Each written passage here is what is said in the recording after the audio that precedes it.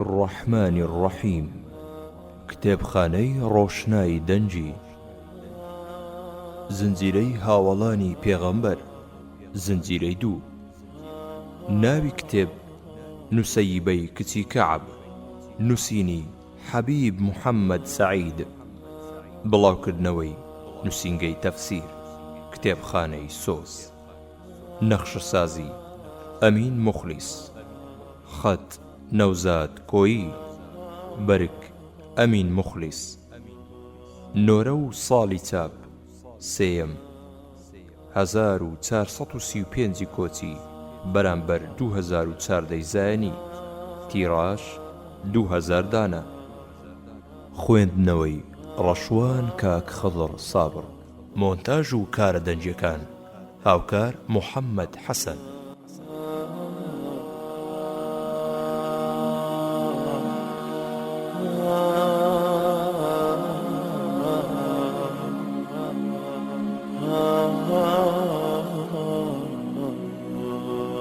بسم الله الرحمن الرحیم خدای پەروەردگارمان سوپاسی بێپایانت ئەکەین و وا خۆشەویستی تاقە پێشەوای مرۆڤایەتی و هاوڵە دڵسۆزە بەغیرەتەکانیت پێبەخشیوین تا بەشکوم بە شوێن پێی هەڵگرتنیان لە ڕێبازی ئیمان شارەزا ببین بە کۆمەچی و پشتیوانی خۆت بکەوینە گەلی کاروانی سەرفرازبوونی بازاڕی قیامەت پێشکەش بێت بەو مسڵمانە خوێنگەرمانەی کە بە جوانی لە بارودۆخی ئێستای دینەکەیان گەیشتون و بەو پێش بۆ ڕزگارکردنی مرۆڤایەتی هەنگاو هەڵ ئەگرن بەو خوشک و دایکانەی کە ژیانیان بۆ پارێزگاری لە ڕێبازە شیرینەکەی پێغەمبەری خودا صلی الله عەلەیه وسەلەم تەرخان ئەکەن بەو باوک و دایکانەی کەنەوەکانیان بە پەروەردەی ئیسلامی پەروەردە ئەکەن تا سەربازی فیداکار و کۆڵنەدەری ئیسلامیان لێ دەرچێت پێشەچی الحمد لله رب العالمين والصلاة والسلام على خاتم الأنبياء والمرسلين وعلى آله وأصحابه أجمعين پێشەوە بەڕێزەکان بە تایبەتی هاوڵە شیرینەکانی پێغەمبەرمان صلی الله عليه وسلم هەنگاوی مەردانەیان بەرەو ڕەزامەندی پەروەردگار ناوە بە شێوەیەکی بێوێنە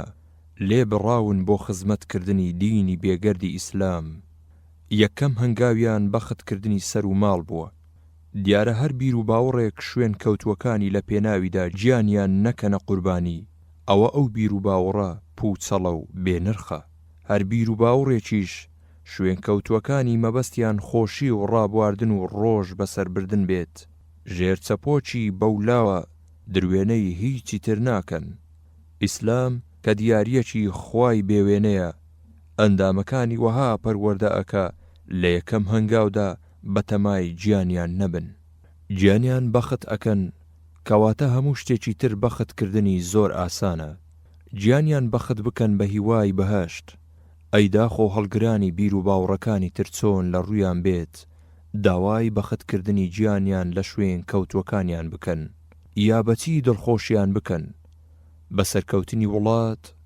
بە بەدەستهێنانی ئامانجەکانی کۆمەڵ ئاسوودەیی بۆگەل هەرچەندە ئەمانە سەرابی بیابان و کەسێ بە چاوی خۆیان نایانبینێ بەڵام هەرچۆن بێ ئەو هەژارەی کە گیانی لە دەست ئەدا بۆ گەیشتنی ئەوانی تر بە ئەنجام چی دەست ئەکەوێ چێ بیری بەلایەوە هەیە لە کاتی سەرکەوتن و ئاهەنگ و خۆشیدا چێ مناڵە کۆرپەکانی بلاوێنێ بە چاوی خۆمان زۆر ماندی هەرچۆن بێ تخوا ئەو بیر و باوەڕانە ئەوەندە ئەژین تا شوێن کەوتوەکانیان لە پێناویاندا گیان بەخت بکەن ئەوانەی کە جێل و نەفامن خۆیان بەدەم ڕووبارەوە ئەدەن کەچی ساختە چییە بەرژەوەندی پەرستە بەکرێ گیراوەکان لە دوای خۆیان مەڵاس ئەدەن و بەوشەی ڕازاوەی پڕ لە ساختە سۆزی چاو بەستراوەکان ئەجوڵێنن چونکە زۆر چاک ئەزانن کە حەیفە لە پێناوی ئەو ڕێگایەنەدا خۆیان تیا بچن لە ئیسلامدا بە پێچەوانەوە ئەوانەی کە پێشەوان بە چاچی و پوختەیی لە ئیسلام گەیشتون پێش هەموو کەس گیانیان بەخت ئەکەن خودای گەورەش ئەوانە بە شەهید هەڵدەبژێرێ کە دڵ و دەرونیان بەڕاستێتی ئیسلام پڕ بووە، بە دڵ و بەجیان بۆ ڕەزامەندی خوا هەوڵ ئەدەن.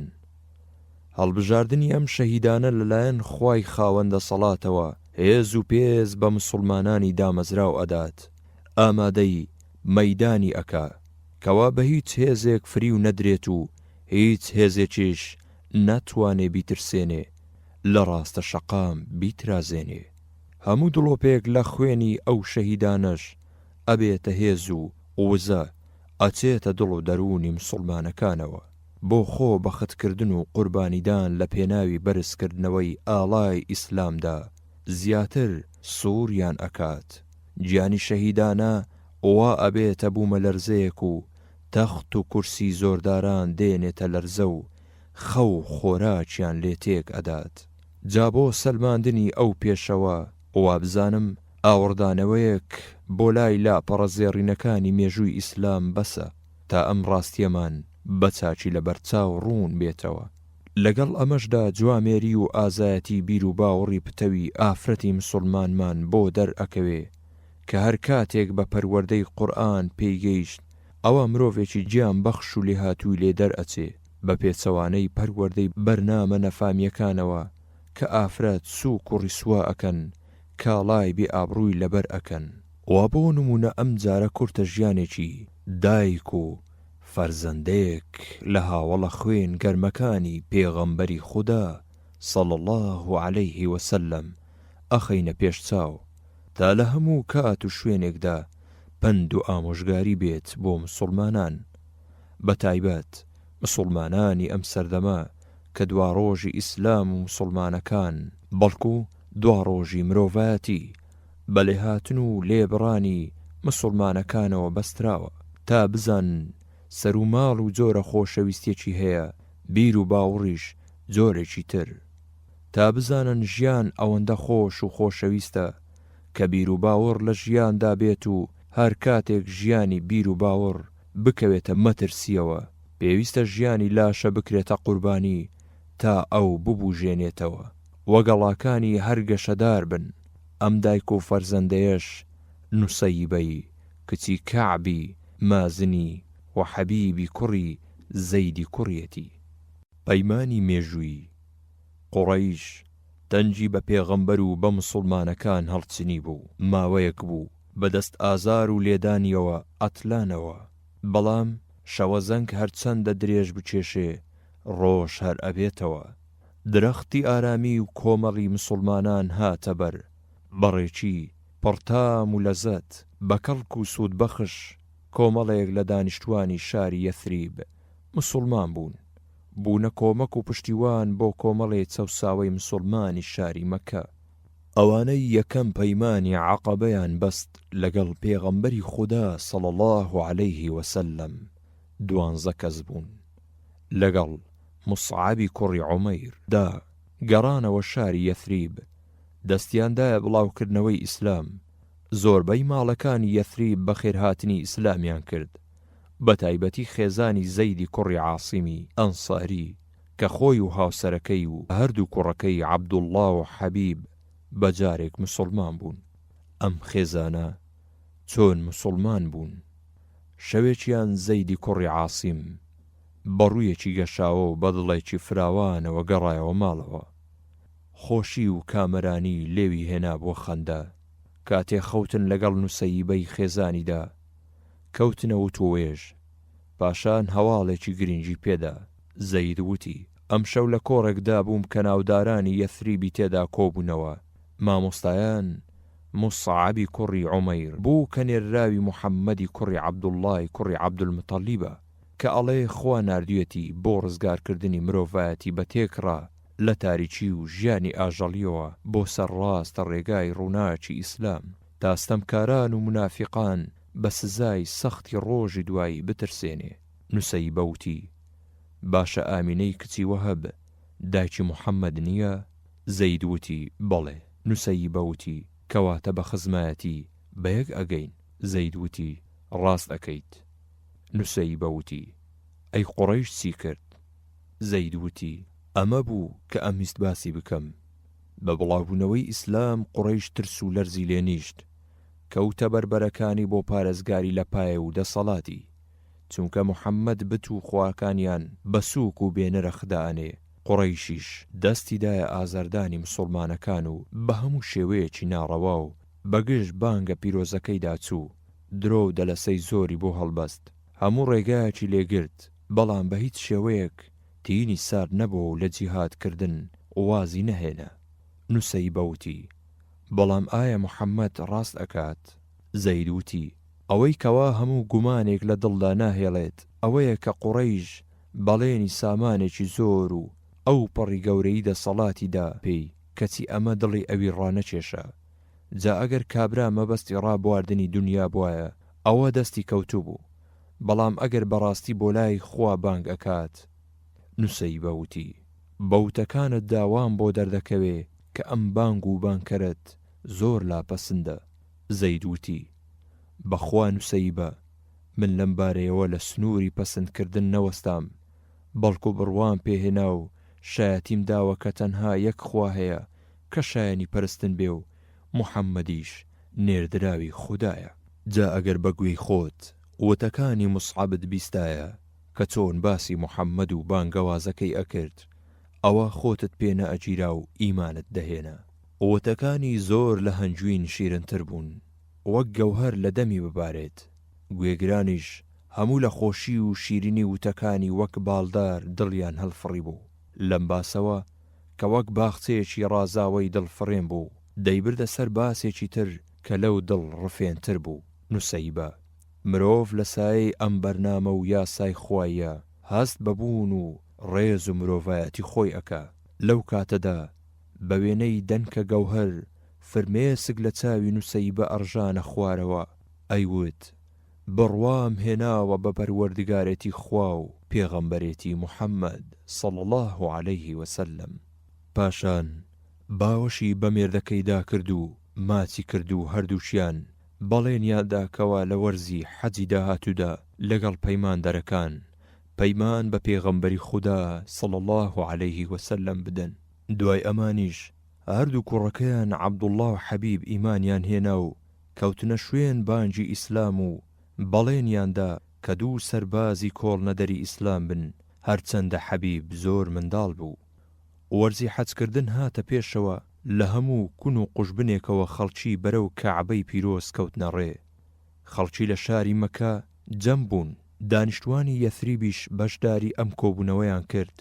وا ساڵێکیشە موسعەبی کوڕی عومەیر خەریکی بانگکردنی دانیشتوانی یەثریبە ئەوە بوو ساڵی ڕابردوو 12 کەس موسڵمان بوون و پەیمانی یەکەمی عەقەبەیان لەگەڵ پێغەمبەری خودادا بەست صلی الله عليه وسلم و ئەم ساڵیش 73 پیا و 2 ئافرەتی موسڵمان لە یەثریبەوە بە ناوی حەجەوە بەنیازی پەیماندان بە پێغەمبەری خوداوە صلی الله عليه وسلم گەیشتنە مەکەی پیرۆز موسعەب گەیشتە خزمەتی پێغەمبەری خودا صلی الله عليه وسلم سەلامی لێ کرد و مژدەی دایەکەوە بانگەوازی ئیسلام کۆمەڵێکی دڵسۆزی بەغیرەتی دانیشتوانی یەثریبی ڕاکێشا و بوونەتە پاڵپشت بۆ ئیسلام وهاتوون بۆ پەیمان بەستن و بەڵێندان کەوا بەدڵ و بەجیان شوێن کەوتەی ئیسلام بن خەندەکەوتە سەر لێوی پێغەمبەری خودا صلی الله عليه وسلم دڵی کرایەوە و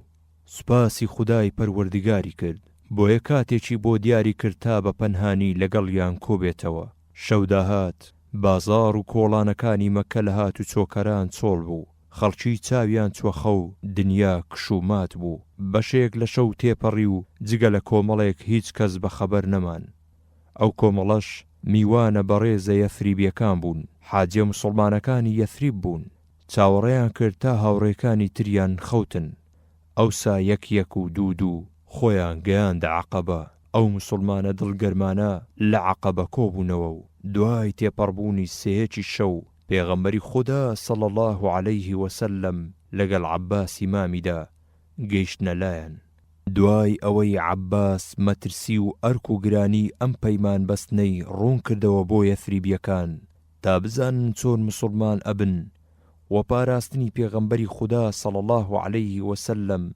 دوای کۆچکردنی بۆ یەثریب ئەرکێکی گرانە و لەوانەیە هەموو عەرەب ببێتە دوژمنیان، ئەوانیش بەو پەڕی ئاگداریەوە پەیمانیان بە پێغەمبەری خودادا صلی الله عليه وسلم کەوا بەسەر و ماڵ ئامادەی هەموو بەختکردنێک ئەبن. لە ڕاستیدا لەبارەی بانگکردنەوە ئیسلام هەڵوێستی تایبەتی خۆی هەیە جیاواز لە هەموو ڕێبازەکانی تر. ئیسلام یەکەم ڕۆژ و دوا ڕۆژی بانگکردنی یەک شێوەیە. بە شێوەی ڕێبازە نەفامیەکان پێویستی کاتی مرۆڤ ناکاتە دارە دەست تا دژی لایەک بوەستێ و بەوتەی لووس و بەڵێنی ساختە دڵی خەڵک ڕاناکێشێ و جێلی و بێئاگایی مرۆڤەکان ناکاتە هۆ بۆ فریودانیان یان هەڕەشە و ترساندن بەکار ناهێنێ بۆ ملکەتکردنی مرۆڤەکان، بەڵکو یەکەم جار هەوڵی ڕزگارکردنی مێشک و دەروون ئەدات تا مرۆڤ بتوانێت چاک و خراپ جیا بکاتەوە. ئەوسا ڕێبازی ڕاستی ئەخاتە بەردەمی تا ئەگەر خوا هیدایەتی دابوو بەویستی خۆی شوێنی بکەوێ هەتا ئیسلام پشت بە دڵکرانەوەی کاتی نابەستێ، بەڵکو ماوەیەک موسڵمان بوون دوا ئەخات تا ئەو کەسە باش بیر لە خۆی بکاتەوە و جوانتریش شارەزای ئیسلام بێت. کورتەکەی مسڵمانان پێویستە یەکێ بانگ بکەن بۆ ئیمان هێنان کەوا بە جوانی لە ئیسلام گەیشت بێ.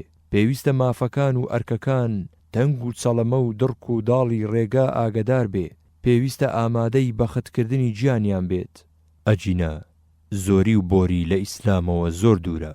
بەڵێ مسڵمانە هۆشیارە چاو کراوە یەثریبیەکان بە جوانی ئاگدار کران و کە پەیمان بەستن بریتیە لە بەختکردنی سەر و ماڵ، بۆیە هەمویان بەدڵ و بەجیان پەیمانیان لەگەڵ پێغەمبەری خودادا صلی الله عليه وسلم بەست و ڕەزامەندی خۆیان دەربڕی بۆ پارێزگاری ئیسلام و پێغەمبەر و خۆشەویستەکەیان صلی الله عليه وسلم. دیارە زەیدی کوڕی عاسیم و نوسەیبەی خێزانی و عەبدوڵڵا و حەبیبی کوڕیشیان لەناو پەیماندەرەکاندا ئامادە بوون و بەڕاستی و پاچی بڕیاری خزمەتی ئیسلامیاندا. میوانەکانی ماڵی خوا و پەیماندەرە یەثریبیەکان گەڕانەوە بۆ یەثریب. میوانە ئازیزەکان هەر لە دوورەوە بەبێ چاوپێکەوتنی پێغەمبەری خوددا صلی الله عليه وسلم مسڵمان بوون. کاتێکیش کە بە دیداری خۆشەویستی خوا یانی پێغەمبەری خوددا صلی الله عليه وسلم شاد بوون، دڵخۆش و بەختیار بوون و دڵ و دەرونیان پڕ لە ئیمان بوو، هەستیان بە سەربەرزی و پشتیوانداریەکی بێ ئەندازە ئەکرد. خێزانە دڵهۆشیارەکەی زەیدیش لەگەڵیاندا گەڕایەوە، بە تایبەتی نوسەیبە. بەڵام چۆن گەڕانەوەیەک بە دڵ و دەرونێکی پڕ لە خۆشی و کامەرانیەوە، بە خۆشەویستێکی بێ ئەندازە و بۆ ڕێبازی ڕاست و ڕووناکی پەروەردیگار، هەموو هەست و بیرێکی هاتە سەربانکردن بۆ لای خوا و پێغەمبەرەکەی صلی الله عليه وسلم. سەر و کاری ماڵەکەی و پەروەردەکردنی ڕۆڵەکانی بە پەروەردەیەکی ئیسلامی بە هەموو شێوەیەک لێبڕا تا ئیسلامی بێگەرد پێشکەش بە خزم و ناسیا و ئاشناکانی بکات، تا مرۆڤەکان لە تاریکی ڕزگار بکات و بیان خاتە سەر ڕێبازی ئیسلام. هەڵپە و پەلەقاژە و خەم خواردن بۆ جیهانی کورت و بێ بایەخی نایەوە ئەولاوە، بە مەردانە لێبڕا بۆ ڕەزامەندی خوا و بەدەستهێنانی بەهەشت. ژیانی پڕخۆشی و کامەرانی هەتا هەتایی و نەبڕاوەی هەمیشە ڕازاوە و دوور لە تەنگ و چەڵەمە و خەم و خەفەت. دوای ئەو پێغەمبەری خوددا صلی الله عليه وسلم کۆچی بۆ یەثریب کرد و ناوینا مەدینەی منەوەڕە. خەڵکی مەدینەش بەخێر هاتنێکی بێ ئەندازەیان لێ کرد، خۆشی کەوتە دڵانەوە. ئەوانەش کە بە خزمەتی پێغەمبەری خوددا صلی الله عليه وسلم نەگەیشتە بوون بە بینینی شاد بوون. جەژنی سەرکەوتن. ویستی خوددا وابوو شاری مەدینە ببێتە بنکەی یەکەمی بانگەوازی ئیسلام. ویستی وابوو ئەو بەهرە گەورەیە پێشکەش بە دانیشتوانی مەدینە بکات. مەدینەیەکان خوا پێداو بوون کە لە نێو هەموو عەرەبەکاندا باوەشی خۆشەویستی و پارێزگاریان بۆ پێغەمبەری خوددا صلی الله عليه وسلم بانگە پیرۆزەکەی و مسڵمانە کەم هێزەکان کردەوە کە باوەشیان کردەوە و زۆر بە مەردانە بەدەم بانگەوازی خواوە هاتن. زۆر بە پیاوانە قۆڵیان لێ هەڵماڵی، یەکەم جار سامانەکانیان خستە ژێر پێی برا مسڵمانە لێ قەوماوەکانیان. پاشان لە کاتی هێرشی نەفامیدا بۆ کوژانەوەی چرای ئیسلام گیانیان خستە سەر پێ، دەستیان و سینجیان کردە قەڵغان بۆ پاراستنی ئیسلام و پێغەمبەری خوددا صلی الله عليه وسلم. یەکەم تێهەڵچوونی مسڵمانەکان و خوانە ناسەکان لە بەدردا بوو، یەکەم دەستێک کە لە شکری کەم و کەم تفاقی خوا و وەشاندنی لەشکری زۆر بەدەسەڵاتی شەیطان لە بەدردا بوو. جا لە بەدردا ئەوەی بەڕاستی و پاچی و مەبەستیان بەرزکردنەوەی ئیسلام و بڕینی نوێنۆکی خوێن مژان بوو، دوور لە بەرژەوەندی کاتی و ئارەزووی دەروون. خودای گەورە دەسەڵاتی خۆی بۆ پشتگیری مسڵمانەکان خستە کار تا پشتی نەفامی بە زەویدا بدەن. مسڵمانەکان بەدڵ و بەجیان لێبڕابوون بۆ شکستدان بە قوڕەیشی پڕ لە فیز و دەمار، بۆیە خوش دەستی یارمەتی بۆ درێژکردن. هەموو ئەندامەکانی کۆمەڵی مسڵمان بۆیان نەکرا ئامادەی جەنجی بەدر بن، بۆیە لە خێزانی زەیدی کوڕی عاسیمیشدا وا دەرئەکەوێ کە تەنها عەبدوڵڵا بەشداری کردووە، چونکە حەبیب زۆر منداڵ بوو. عەبدوڵڵای گەنجی خوێن گەرم کە بە ئامۆژگاریەکانی دایکی دڵ و دەرونی پڕ لە باوەڕ و بەخوا و خۆشەویستی بۆ ئیسلام بوو، لە مەیدانی جەنگدا بە گورج و گۆڵی هەڵ ئەسووڕا. هەر کاتێ هەستی بە ماندوویەتی بکردایە وتە بە نرخەکانی دایکی ئەهاتەوە یادی خێرا ماندووبوونی لەبیر ئەچۆ و بە مەردانەوە وەک شێری بێشە هەڵمەتی ئەبردە سەر لەشکری سەر لێ شێواوی شەیطان. مسڵمانەکان سەرکەوتن، دەنگ و باس گەیشتەوە مەدینە. دانیشتوان هاتنە دەرەوەی شار بە پیلی پێغەمبەر صەڵی الله عەلەیه وسەلەم و مسڵمانەکانەوە تا پیرۆزبایی سەرکەوتنی ئیسلامیان لێ بکەن.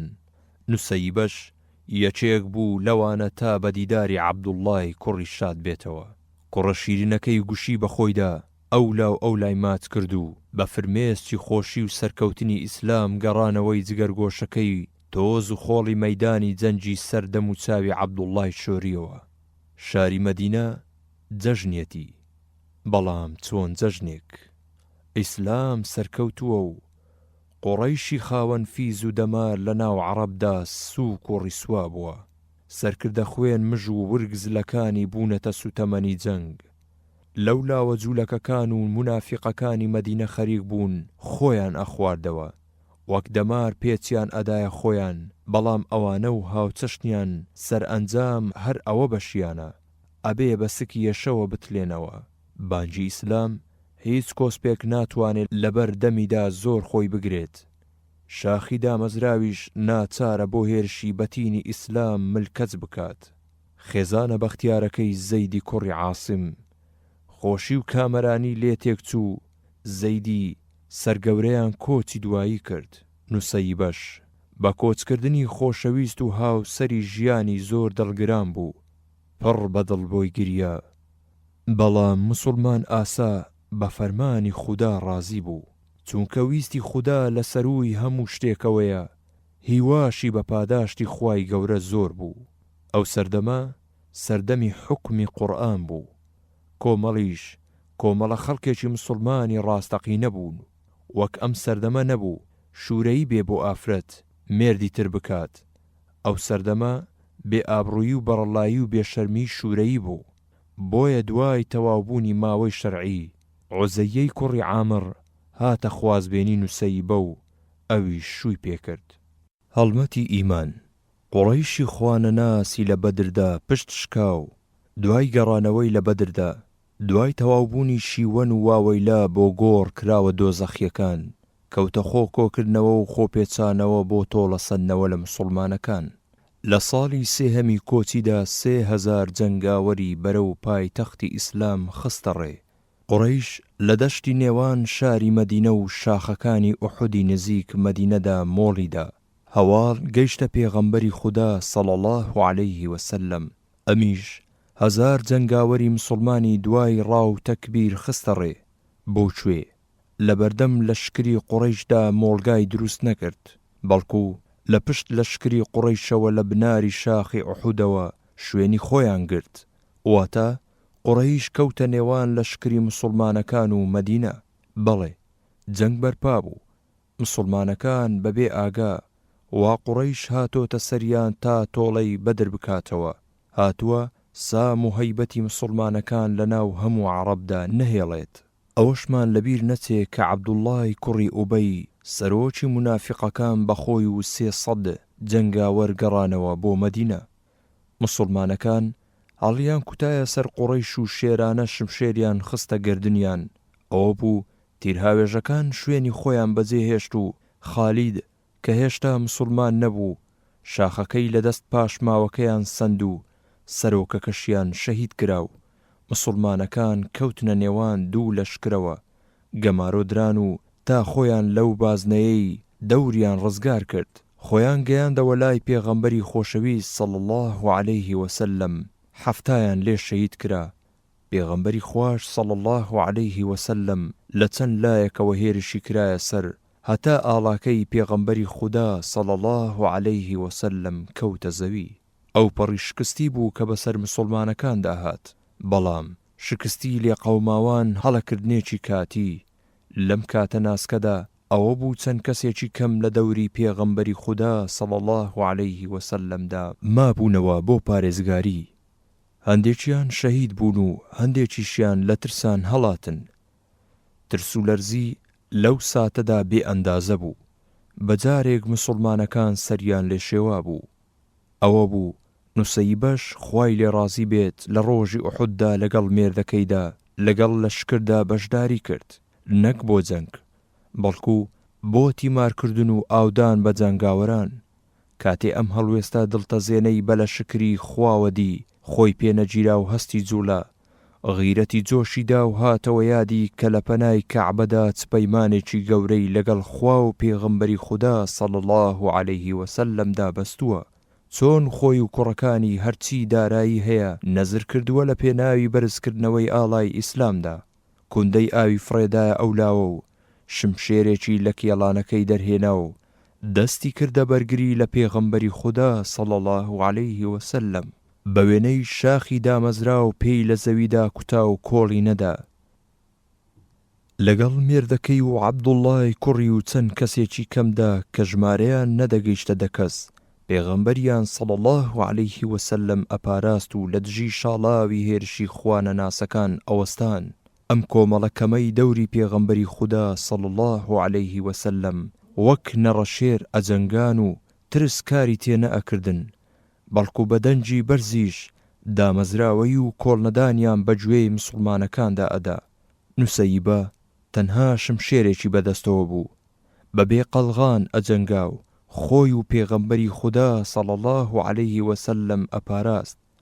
بەڕادەیەک کە پێغەمبەری خودا صلی الله عليه وسلم شایەتی بۆ داوە کە ئەی فەرموو: ما التفت يوم أحد يمينا ولا شمالا إلا وأراها تقاتل دوني.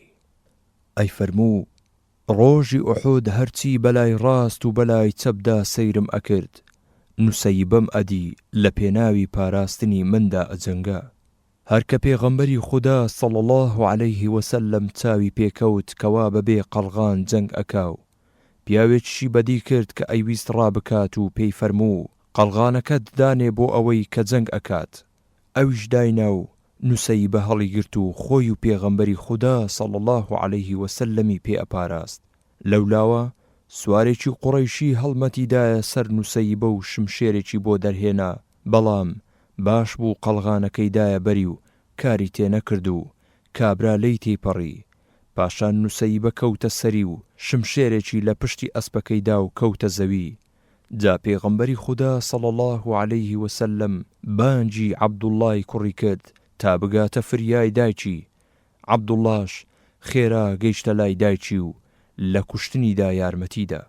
لە بیرمان نەچێ کەوا حەبیبی کوڕی هێشتا مناڵ بوو لە ئوحوددا بەشداری نەکرد. لەم کاتانەدا عەبدوڵڵا زامدار کرا. دایکی هات تا زامەکەی تیمار بکا و پێغەمبەری خوش صلی الله عليه وسلم سەیری ئەکردن. کاتێک لە تیمارکردن بووە وتی هەستە کوڕەکەم بچینەوە بە گژیاندا.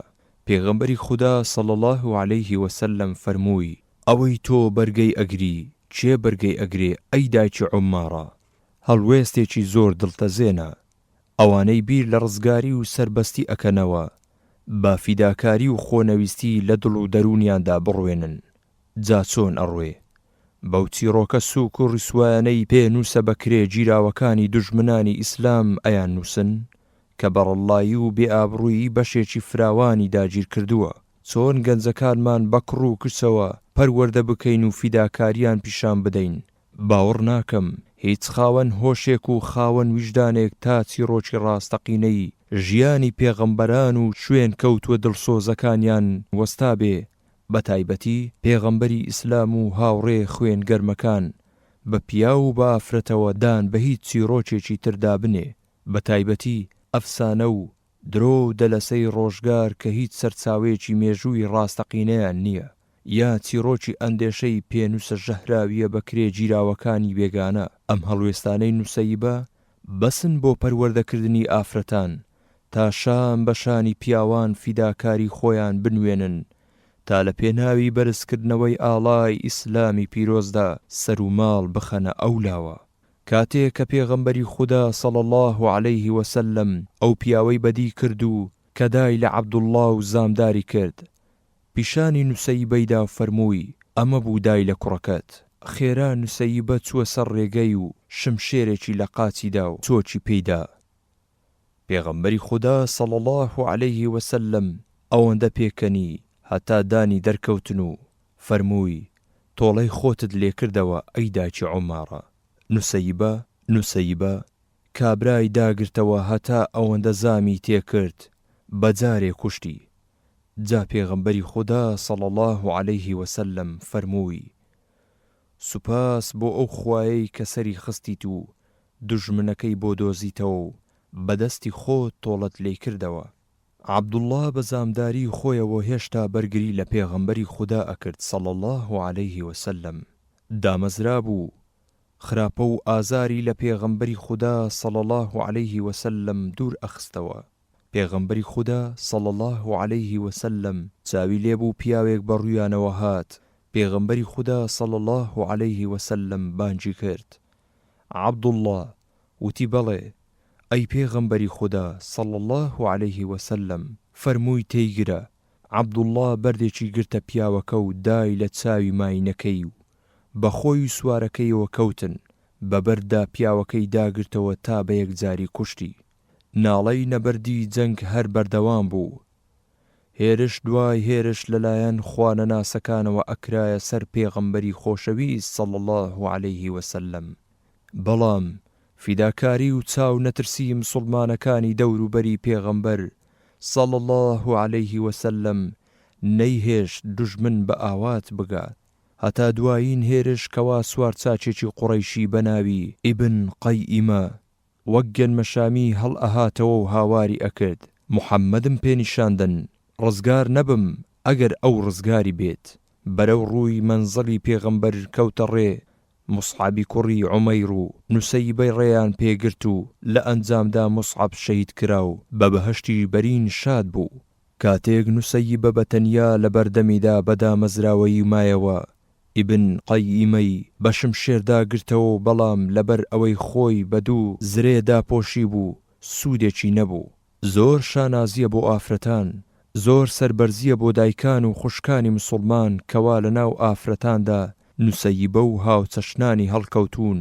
سەربەرزیە بۆ ئافرەت لەو ساتە سەختەدا ئافرەتێک پێغەمبەری پێشەوە صلی الله عەلەیه وسلم بپارێزێت کە زۆر جەنگ هەرا دیدە بەرگەی ئەو نەبەردەیان نەئەگرت.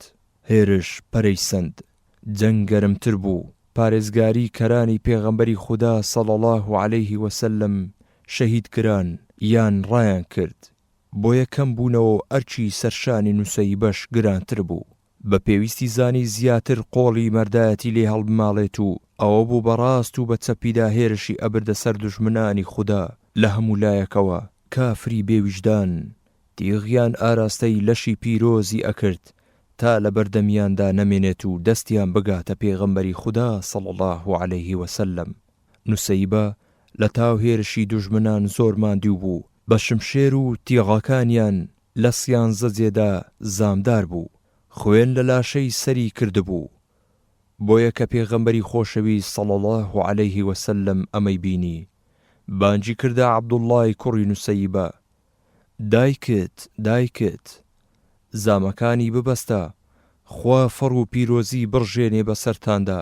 چۆن خێزانێکن، پایە و پلەی دایکت لە پایە و پلەی فڵان و فیسار چاکترە. ناوی دوو سێ کەسی برد، خوا ڕەحمتان پێ بکات. لەم کاتە ناسکەدا بە هەموو ئێش و ئازارەوە نوسەی بەگوێی لە فەرموودەکەی پێغەمبەری خودا بوو صلی الله عليه وسلم.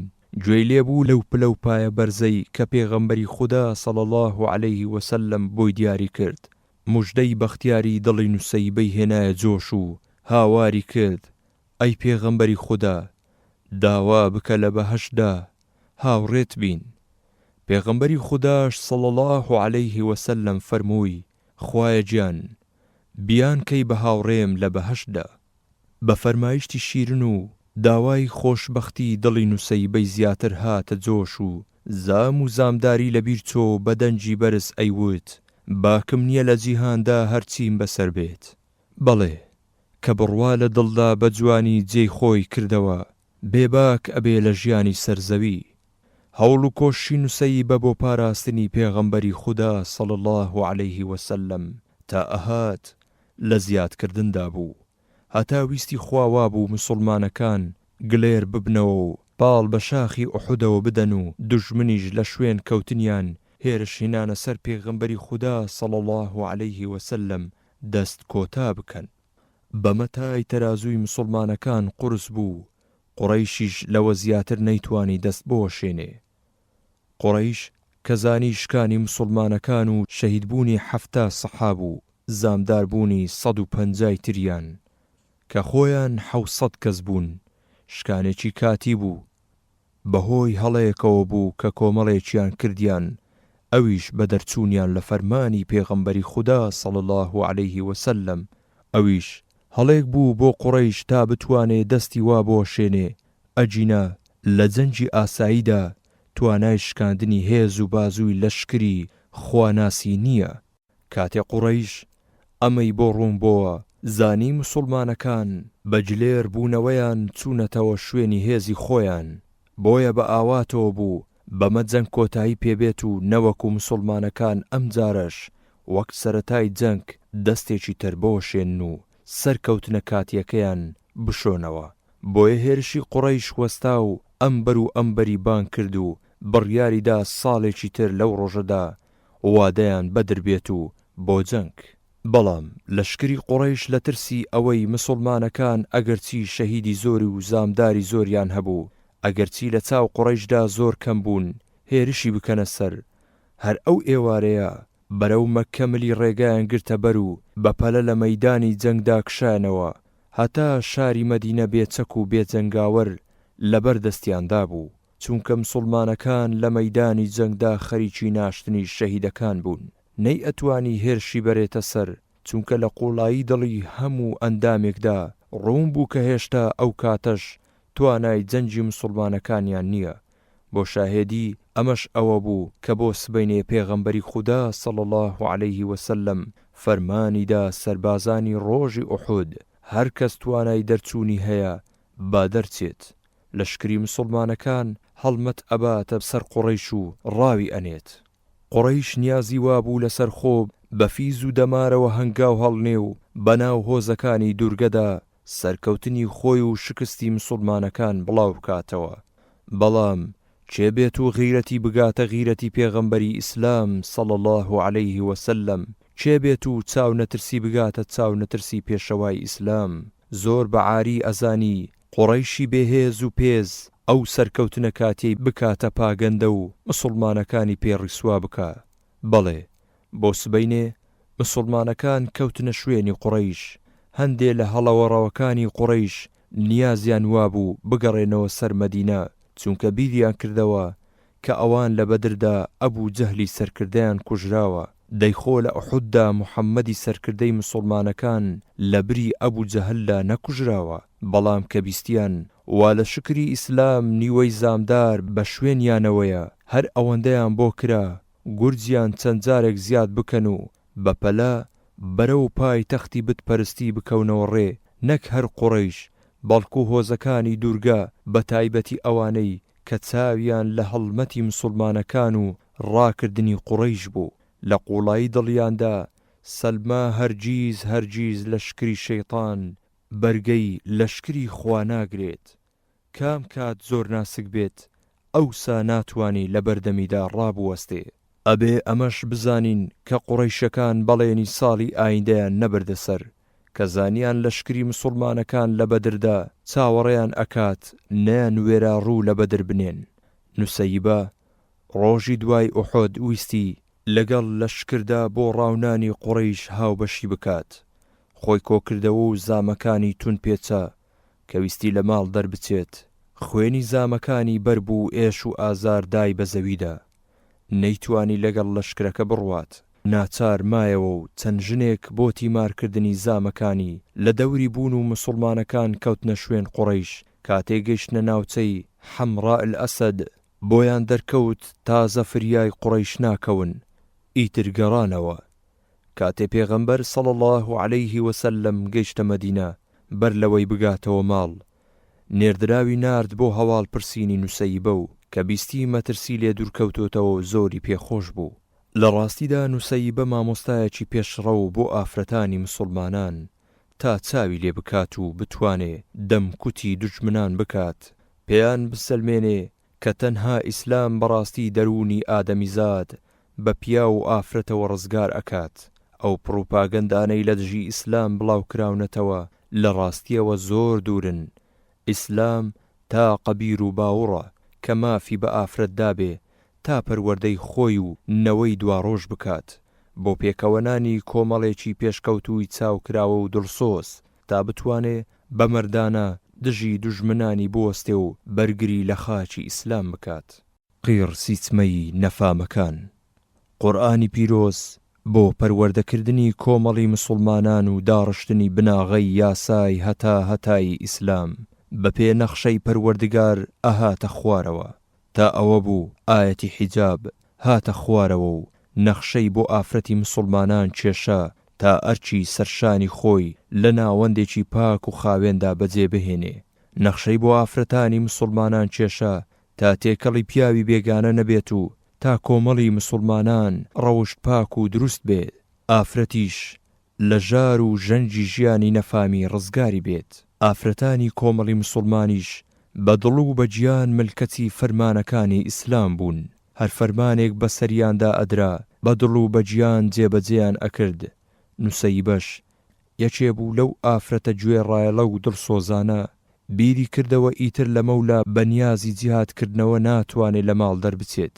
بۆیە بڕیاریدا هەردوو کوڕەکەی عەبدوڵڵا و حەبیب لەسەر خۆشەویستی ئیسلام و خۆبەختکردن و شەهید بوون لە ڕێگای خودادا پەروەردە بکات بۆ بەگژداچوونی لەشکری نەفامی و بڕینی نینۆکی خوێن مژان و لە سنوور دەرچوان.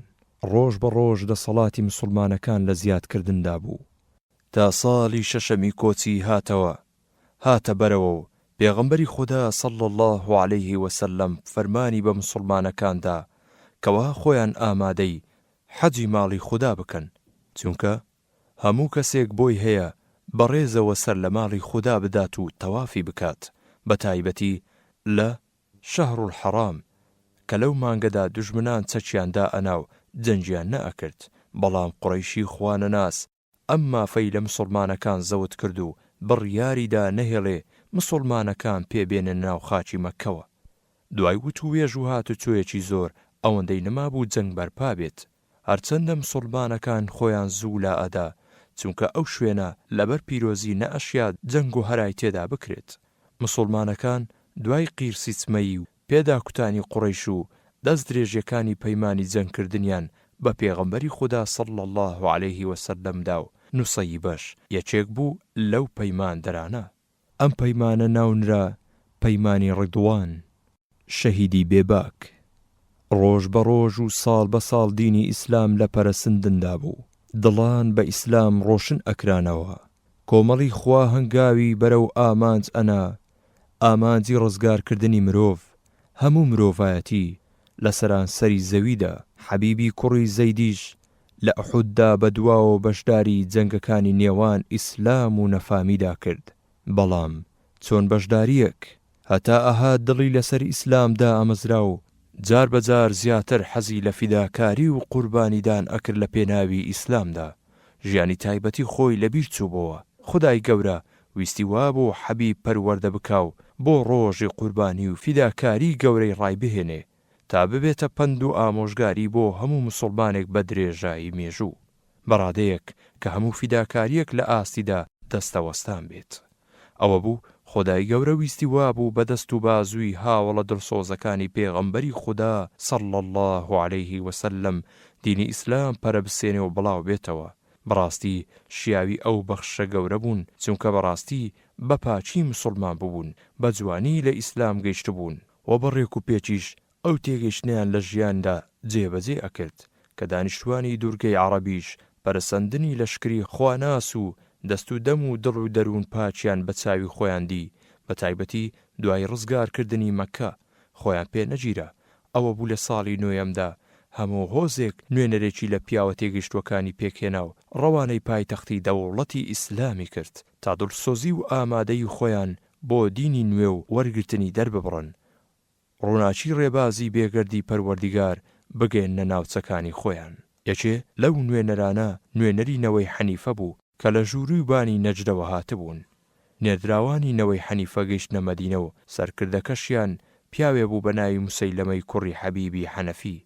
موسەیلەمە بەخۆی و پیاوەکانی گەیشتنە خزمەتی پێغەمبەری خوددا صلی الله عليه وسلم.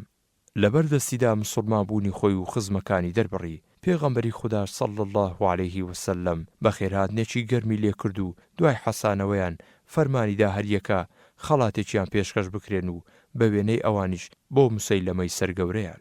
لەو ماوەیەدا کە موسەیلەمە لە مەدینە مایەوە سەرنجی ژیانی کۆمەڵی مسڵمانانی ئەدا بۆی دەرکەوت بە شێوەیەکی بێوێنە مسڵمانەکان پێغەمبەری خودایان خۆش دەوێت صلی الله عليه وسلم، گوێڕایەلی بۆ فەرمانەکانی ئەکەن.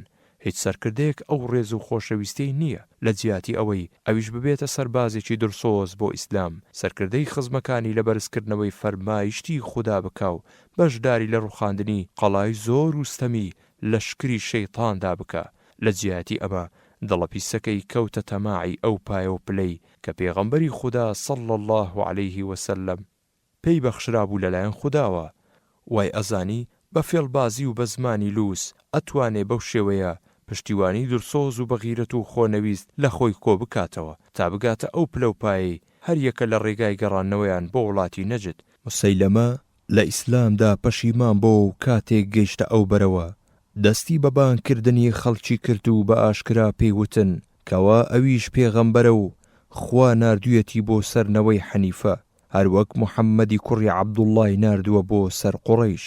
سڵکاو خۆران لە دەوری جەمیان خوارد و باوڕیان بە درۆزنی خوانەناس هێنا و کە گوایە ئەویش پێغەمبەری خودایە، مەردەمەکان بۆ سەر دینی خوددا بانگ ئەکات. ئەوانەی کە شوێنی ئەکەوتن ئارەزوو و هەوەسکاری جۆر بە جۆر پاڵی پێ ئەوەنان. بەڵێ قەڵای درۆ و فیشاڵ و خراپەکاری بناغەی پڕکرایەوە. بەو شێوەیە هەموو ئەندامێکی ئەو کۆمەڵە جگە لە ساویلکەکان ئەیزانی ئەمە کارێکی ناڕەوایە و دەست هەڵبەستێکی نەگونجاوە.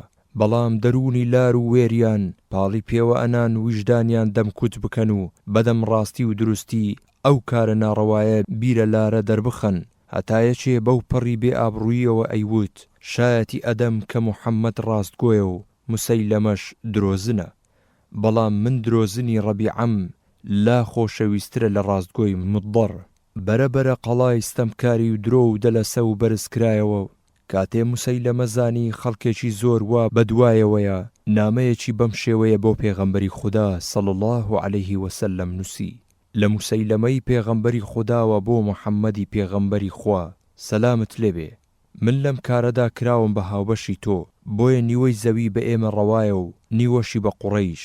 بەڵام قوڕەیش نەتەوەیەکی دەست درێژکەرن دوان لە پیاوەکانی بۆ هەڵگرتنی نامەی سادە و مناڵانە هەڵبژارد. کاتێک کە نامەی بۆ پێغەمبەری خوددا صلی الله عليه وسلم خوێندرایەوە بە دوو پیاوەکەی فەرموو ئەی ئێوە چی دەڵێن؟ وەڵامیان دایەوە ئەوەی ئەڵێن کەوتویەتی. پێی فەرموون بەخوا ئەگەر لەبەر ئەوە نەبێت کە نێردراوان ناکوژرێن لە ملی هەردووکتانم ئەدا. پاشان ئەمەی بۆ موسەیلەمە نووسی و دایە دەستی پیاوەکەی بسم الله الرحمن الرحیم لە محەممەدی پێغەمبەری خودداوە صلی الله عليه وسلم بۆ موسەیلەمەی درۆزن سەلام لەو کەسەی کە بە دوای ڕێگای ڕاست کەوتووە.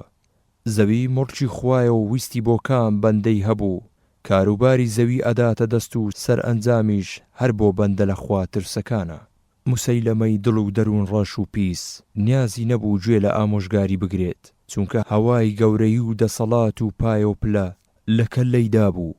ئەو ڕێز و خۆشەویستەی کە مسلمانەکان لە بەرامبەر پێغەمبەری پێشەوە صلی الله عليه وسلم دەریان ئەبڕی کوێری کردبوو تازە ڕاستی نەئەبینی. گەیشتن بەو ئامانجەی تاکە هیوای ژیانی بوو، بۆیە ڕۆژ بە ڕۆژ بێوچان هەوڵی چاو بەستن و دەست بڕینی مرۆڤەکانی ئەدا و بەوتەی لووسی هەڵبەسترا و هەڵی ئەخەڵەتاندن و تا ببنە بەندەی ئەڵقە لە گوێ. کاتێ خراپەی موسەیلەمە پەرەی سەند و دەنگ و باسی بڵاو بۆیەوە و پێغەمبەری خودا صلی الله عليه وسلم وای بە چاکزانی نامەیەکی تری بۆ بنێرێ تا لە خراپی کارەکانی ئاگداری بکاو لە گومڕاییەکەی کە دەستی داوەتێ دوورە پەرێزی بکات. بۆ هەڵگرتنی ئەم نامەیەش پاڵەوانی لاوی دڵسۆز و بەوەفا و چاو نەترس حەبیبی کوڕی زەیدی کوڕی نوسەیبەی هەڵبژارد. حەبیب گەنجێکی تازە پێگەیشتووی کۆڵنەدەر و خاوەن بڕوایەکی بەتیم بوو. خاوەن بڕوایەک بوو کە بە ئەتۆم دڵ و دەرونی نەئەگۆڕی. بەڵێ نامەی پێغەمبەری خۆشەویستی صلی الله عليه وسلم هەڵگرت و لە مەدینە بەرەو خۆر هەڵات و بە وڵاتی نەجددا کەوتە ڕێ. شەوی ئەدایە دەم ڕۆژ و ڕۆژی ئەخستە سەر شەو بە چۆڵی و ئاوەدانیدا بە بەرزی و نزمیدا هەنگاوی هەڵ ئەگرتن. تاویستی خواوا بوو تەمەنی پیرۆزی لە وڵاتی نەوەی حەنیفەدا کۆتایی پێبێت. سوارچاکی مسلمانان گەیشتە وڵاتی موسەیلەمە و نامەی پێشەوای دایە دەست و هەر ئەوەندە بوو موسەیلەمەی درۆزن و ساختەچی لە نامەکەی تێگەیشت. لە داخاندا ورجی ئاوسا و تووچی لەشی گرژ بوون و نیازی پیسی لە دەموچاوە زەرباویەکەیدا ئەخوێنرایەوە. لە تەمەنیدا ڕەنگە ڕقیوا هەڵنەستا بێ. هەموو فەرمودەیەکی نامەکەی تیرێکی جەرگ بڕ بوو. لە بێدەسەڵاتیدا ویستی داخی دڵی خۆی بە حەبیبی هەڵگری نامە بڕێژێ. خوانەناسی درۆزن یاسای نەفامیشی لە یاد نەما بوو، چجا یاسای ئادەمیان. لە هیچ یاسایەکدا کەس لاقەی نێردرا و نامە هەڵگران ناکات، چونکە ئەوانە تاوانێکیان نییە. فەرمانیدا بە چڵکاو خۆرەکانی تا دەست و پێی حەبیب ببەستن و بەندی بکەن تا سبەینێ لە چێشتەنگاودا بیبەنە بەردەستی. بۆ ڕۆژی داهاتوودا دیوەخان ڕازایەوە و موسەیلەمەش لە شوێنی خۆی دانیشت و دەست و پەیوەندی خراپەکاریشی لە دەوریدا کۆڕیان بەست. ئەو ڕۆژە ماوەدرا خەڵکی بچێتە ژوورەوە. پاشان فەرمانیدا حەبیبی کۆت و زنجیر کراو بێن نەژوورەوە. کۆمەڵی خوانەناسان چاویان بڕی بۆ حەبیب. ئەویش مسلمان ئاسایی بە باڵا بەرزەکەیەوە و بە وێنەی داری عەرعەری قنج و ڕاوەستا بوو. بە وێنەی نەڕەشێر نەت ئەزانی ئەمە دیلی بەردەستی خوانەناسانە. بە هیچ شێوەیەک باچی نەبوو، چونکە ئەو ئەرچی سەرشانی خۆی جێبەجێ کردبوو. ئیتر هەرچی بەسەردا بێت ئامادەیە و مێشێک میوانی نییە. بڕوای دامەزرا و بە جۆرێک دڵ و دەرونی مرۆڤ ڕزگار ئەکا ئەگەر هەرچی لێبۆشێتەوە جێگای سرنج و سەرسوڕمان نییە. موسەیلەمە ئاوڕی بۆ لای حەبیبدایەوە و لێی پرسی شایەتی ئەدەی کە موحەممەد پێغەمبەری خودایە؟ وتی بەڵێ، شایەتی ئەدەم کە موحەممەد پێغەمبەری خودایە. کاتێک موسەیلەمە ئەمەی گوێ لێ بوو وەخت بوو داخ بیکوژێت. دوای ئەوە پرسی شایەتیش ئەدەی کە منیش پێغەمبەری خودام؟ حەبیب بەگاڵتە پێکردنێکی جەرگ بڕەوە وەڵامی دایەوە وتی گوێم لە بیستنی ئەوەی کە ئەیڵێت کەڕە. بەم وەڵامە مسلمانانە ڕەنجی موسەیلەمە گۆڕا لە داخا لێوی هاتە لەرزە چۆن داخ و خەفەت نایکوژێ. ئەوە لای شوێن کەوتوەکانی خۆی بە پێغەمبەر داوەتە قەڵەم کەچی وا گەنجێک لە بەردەمیاندا بەم شێوەیە وەڵامی ئەداتەوە. موسەیلەمە بە وێنەی هەموو ستەمکارێکی خوانەناس هیچی بۆ نەمایەوە و ئەوە نەبێ بە جەلادی خوێن ڕێژ بڵێت پارچەیەک لە لاشەی ببڕە. خوێن ڕێژی خوانەناس هەڵمەتی بردە سەر نەوجەوانی مسلمان و بە شمشێر پلە گۆشتێکی گەورەی لە لەشی بڕی و پلە گۆشتەکەش بەسەر زەویدا خولی ئەخواردەوە. مسلمانی خواناس هەر وەک هیچ نەبوو بێت، بە باڵا عەرعەرەکەیەوە لە بەردەم موسەیلەمە جوولەی نەکرد. دیسان موسەیلەمە پرسیاری لێ کرد شایەتی ئەدەی کە موحەممەد پێغەمبەری خودایە؟ وتی بەڵێ. شایەتی ئەدەم کە موحەممەد پێغەمبەری خودایە؟ پرسی شایەتیش ئەدەی کە منیش پێغەمبەری خودام؟ وەڵامی دایەوە. پێم وتی گوێم لە بیستنی ئەوەی کە ئەیڵێت کەڕە. دیسان خوانەناسی بێویژدان فەرمانی بەسەر جەلادەکەیدا تا پارچەیەکی تر گۆشتی لاشەی ببڕێت، چڵکاو خۆری دڵڕەش پارچەیەکی تری بڕی، ئەویش بەسەر زەویدا خولی ئەخواردەوە تا چووەتە نیشت پلەی یەکەم وەستا. خەڵکی لە خوا یاخی بووش هەر هەمویان سەریان ئەکرد و چاویان زاغ بوو، سەریان لە دامەزراوی بێباچی و مسڵمانی خواناس سوڕما بوو، سەریان سوڕ ئەم مسڵمانە چۆن بە چ شێوەیەک باوەڕی بە موحەممەدی کوڕی عەبدوڵڵا هێناوە تا چ ڕادەیەک ئامادەی کۆڵنەدان و فیداکاریە لە پێناوی بیر و باوڕەکەیدا. لەم بڕوایەدام کە زۆریان پەشیمانی شوێن کەوتنی موسەیلەمەی بێویژدان بوون. بەڵام دەسەڵات چییە؟ هەرچۆن بێ حەبیبی بێباک دەرسێکی وایدان کەوا شوێن کەوتنی بۆ پێغەمبەرەکەی وەک هیچ شوێن کەوتنێکی تر نییە. ئەم هیچ بەرژەوەندیەکی خۆی نەهێشتۆتەوە کەوا نەیکاتە قوربانی ئەو ڕێبازەی کە خوای گەورە ناردوویەتی. تازە هیچێکی نییە نەیکاتە قوربانی ئیسلامی بێگەرد. کاری موسەیلەمە بەوە نەوەستا، کۆڵی نەدا، هەر پرسیاری ئەکرد و حەبیبیش خۆی کەڕ ئەکرد و جەلادی خوێن ڕێژیش بەناڕەوا پارچەیەکی تری لە لاشەی ئەبڕی. دوای ئەوە حەبیب شایەتی ئەدا کەوا موحەممەد پێغەمبەری خوایە و ئەم کارە بەردەوام بوو هەتا نزیکەی نیوەی لاشەی حەبیب کرا بە پلە گۆشت و لەسەر زەویەکە پڕژ و بڵاو بۆ. نیوەکەی تریشی یەک پارچە بە پێوە وەستا بوو. شایەتی ئەدا موحەممەد پێغەمبەری خودایە صلی الله عليه وسلم. موحەممەد پێغەمبەری خودایە صلی الله عليه وسلم. تا گیانی پاچی و بێگەردی لە لاشەی دەرچوو ناوی پێغەمبەری خۆشەویست صلی الله عليه وسلم کە شەوی عەقەبە پەیمانی بەختکردنی سەر و ماڵی پێدا بوو بەسەر زمانیەوە بوو. گیانی شیرنی حەبیب دەرچوو کە دوایین وتەی سەرزاری ناوی پێغەمبەری خودا بوو صلی الله عليه وسلم. بەمە پاڵەوانێکی مسڵمان گیانی لەدەستدا لە ئاوارەییدا، بێ کەس و بێدەر، بێویست و قسە و باس. نیوەی لاشەکەی پلەی گۆشت و لە ناوکادا نیوەکەی تریشی گیانی دەرچوو کەوتە بەردەست کۆمەڵی خوانەناسانی بێویژدان.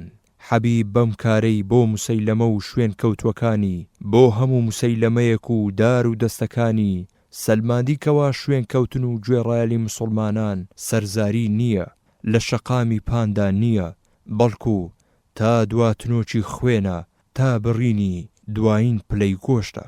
پێی سەلماندن کەوا دەسەڵاتی لەشکری شەیطان تەنها بەسەر لاشەیدایە، بەڵام دڵ و دەرونی جیهانێکی سەر بەخۆی جیاوازە و ئەوان توانای گەیشتن بەو جیهانە و دەست ڕۆشتن بەسەر ئەو جیهانەیاندا نییە. حەبیبی شەهید بەم کارەی بۆ هەتای ئاگرێکی بڵێ سەداری خستە دڵی برا مسڵمانەکانیەوە تا کەم تەرخەمی نەکەن و ماوە بە دژمنی خوانەناسان نەدەن، دەست بخاتە کاروباری مسڵمانەکانەوە و دینەکەیان ژێر پێ بخات.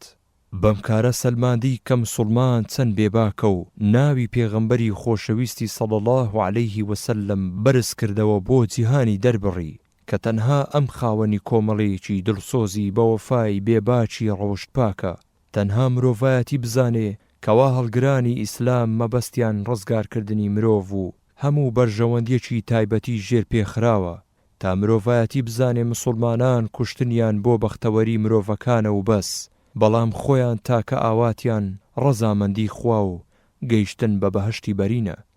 دیارە بەبیرکردنەوە لەم ئاواتەدا ئادەمیزاد ئەتوانێ بەرژەوەندی تایبەتی خۆی بخاتە پشتگوێ و هەوڵ و کۆشی بۆ حەسانەوەی ئادەمیەکان تەرخان بکات.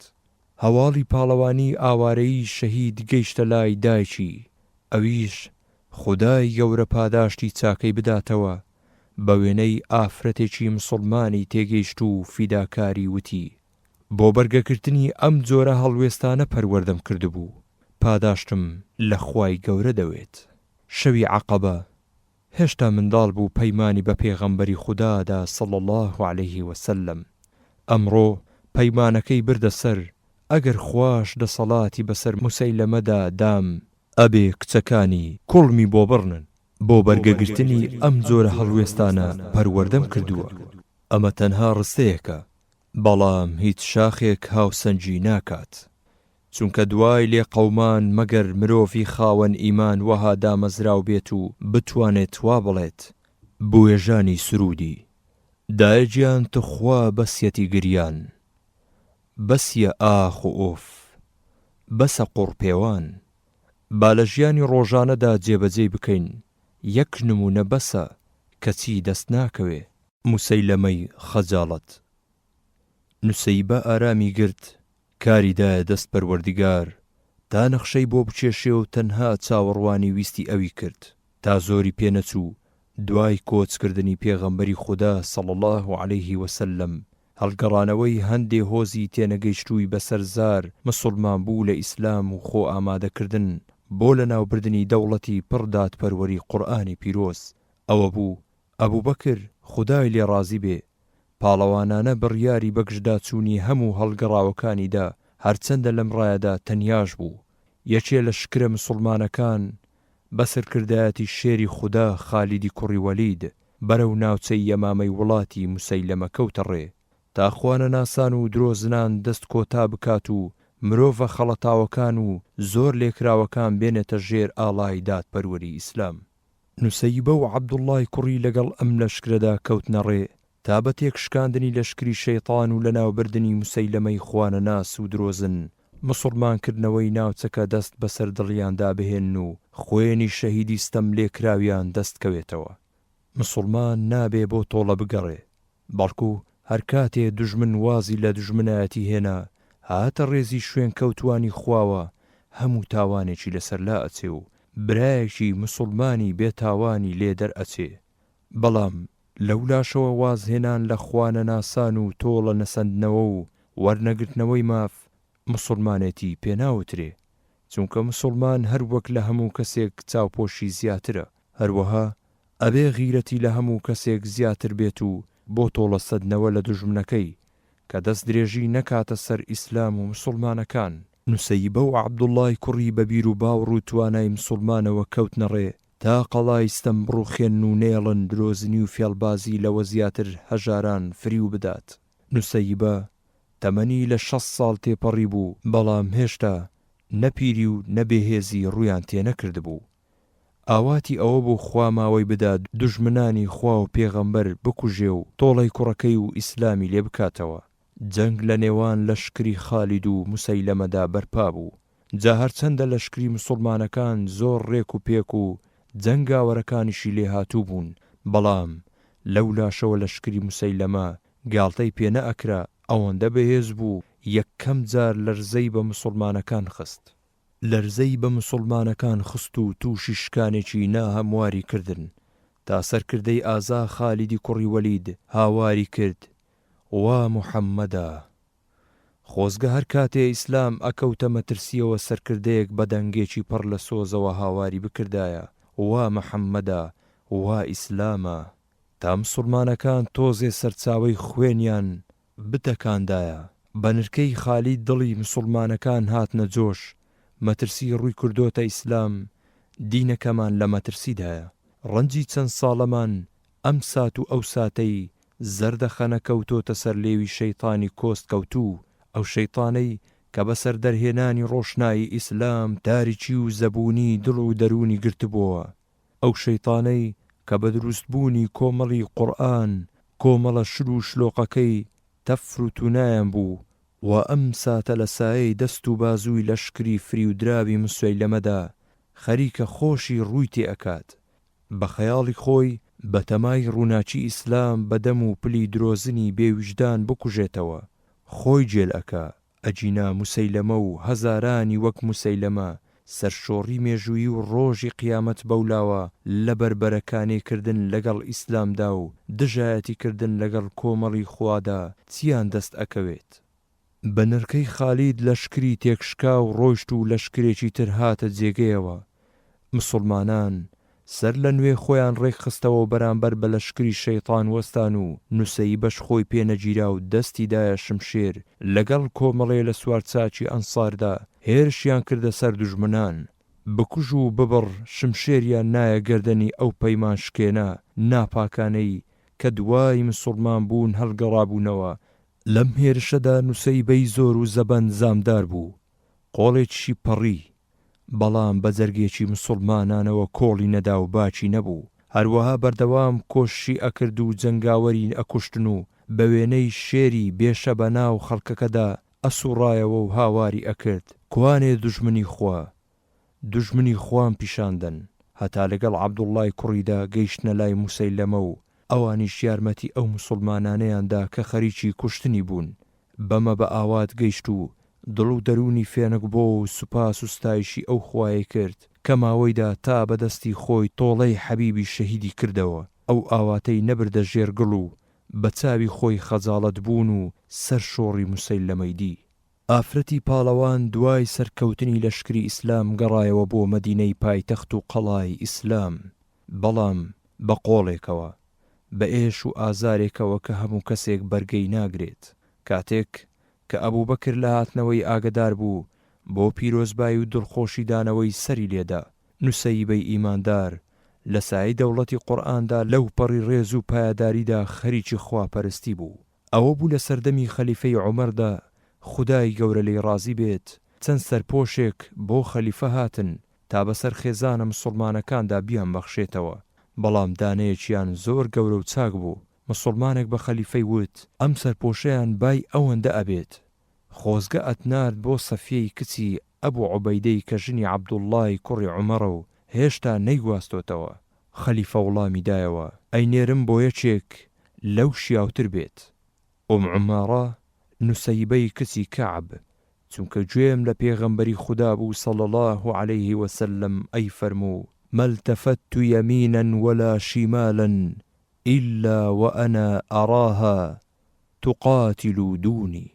نوسەیبەی بە ئاوات گەی و هەروەها لە شاری پێغەمبەری خودا صلی الله عليه وسلم مایەوە هەتا خواویستی وابوو بەندەی ملکەت و گوێڕایەلی دوای تەواوبوونی گەشتی زەمینی بەرێتەوە بۆ لای خۆی تا ئەو گەشتە جیهانیەی دەست پێ بکات و بە دەروونێکی پڕ لە ڕەزامەندیەوە بە دیداری پێغەمبەری خودا صلی الله عليه وسلم شاد بێتەوە. حەبیب شەهید بوو، نوسەیبەش کۆچی دوایی کرد. بەڵام عەبدوڵڵای کوڕی تا ماوەیەکی زۆر هەروە مایەوە، هەر خەریکی هەوڵ و کۆشش بوو بۆ بەرزکردنەوەی ئاڵای ئیسلام و بە هیچ شێوەیەک ساتێکی ژیانی بەفیڕۆ لە کیس نەئەدا، وچانی نەئەگرت. عەبدوڵڵا مایەوە هەتا سەردەمی یەزیدی کوڕی مەعاویە، بەڵام دانی بە ڕیوایەتی خلافەتی یەزیددا نەئەنا، چونکە بە جوانی لە ئیسلام گەیشت بوو. ئەیزانی چێشایەنی خلافەتە، چێشایەنی پێسپاردنی کار و باری مسڵمانانە. هەڵبژاردننی ئیسلامی شتێکە و هەڵپە و دەست بە سەراگرتنی شتێکی ترە. بەڵام لە یادمان بێ ئەگەر مسڵمان بەڕاستی لە ئیسلام بگات و لەسەر چاوە پاکەکەی کە قورئان و سنەتی پێغەمبەری خودایە صلی الله عليه وسلم تێگەیشتنەکەی هەڵبگۆزێت، لەگەڵ خودادا ڕاست بکات و ئەوە تووشی هیچ هەڵوێستێکی لار و ڕێ نابێت، بە ئاسانی ڕاست و ناڕاست جیا ئەکاتەوە. ئەوەتە قورئان ئەفەرمێ يا أيها الذين آمنوا إن تتقوا الله يجعل لكم فرقانا ويكفر عنكم سيئاتكم ويغفر لكم والله ذو الفضل العظيم. سورة الأنفال آية 29. بەڵێ شاری پێغەمبەری خۆشەویست صلی الله عليه وسلم کە پڕی بوو لە هاوڵە تێگەیشتوەکانی پێغەمبەر و شوێن کەوتوەکانیان، بە هیچ شێوەیەک دانیان بە ڕەوایەتی خەلافەتی یەزیدی کوڕی مەعاویەدا نەئەنا، ملکەتی فەرمانەکانی نەبوون. بۆیە یەزید بۆ پاراستنی کورسیەکەی ناچار بوو بە سەرکردایەتی مسلیمی کوڕی عوقبە لە شکرێک بنێرێتە سەر مەدینە تا ملکەتی بە دانیشتوانی دەربخات و دانیشتوانی مەدینەش ناچار بوون لە دژی پاشای ڕۆژگار بەرگری لە شارەکەیان بکەن و بۆیە عەبدوڵڵاش یەکێک بوو لە بەرگری کەران تا بە شەهیدی سەری نایەوە، بێ ئەوەی مل بۆ فەرمان ڕەوای هەڵ نەبژێدرا و کەچ بکە. خوا لە هەمویان خۆش بێت. ناوەڕۆک پێشەچی لاپەڕە 7 پەیمانی مێژوویی لاپەڕە 11 جەژنی سەرکەوتن لاپەڕە 19 هەڵمەتی ئیمان لاپەڕە 23 قیرسی چمەیی نەفامان لاپەڕە 35 شەهیدی بێباک لاپەڕە 37 موسەیلەمەی خەجاڵەت لاپەڕە 50 سەرچاوەکان لاپەڕە 50